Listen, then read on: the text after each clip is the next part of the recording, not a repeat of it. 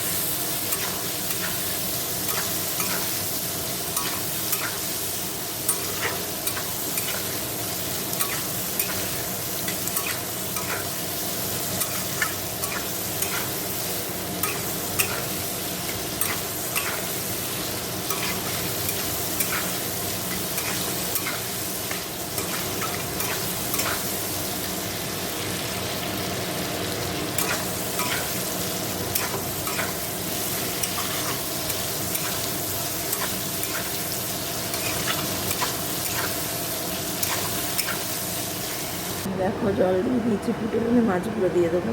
দেখো মাছের ঝোলটা আমার হয়ে গেল, 3 মিশালি মাছের ঝোল। তো আমার রান্না হয়ে গেল। তো চলো। আর স্বপ্নের জন্য দেখো এখানে পরোটা বেলে নিয়েছি 5টা। তো পরোটাটা করে নিলেই হয়ে যাবে। আর মাছ জন্য ডিমের অমলেট ভাজবো, ব্যাস আমি চা দিয়ে খাই। তো চলো, তো পরে আবার কথা হবে। দেখো এই দিকটা পরিষ্কার হয়ে গেছে, আর এই যে এখানে সব রাখা আছে।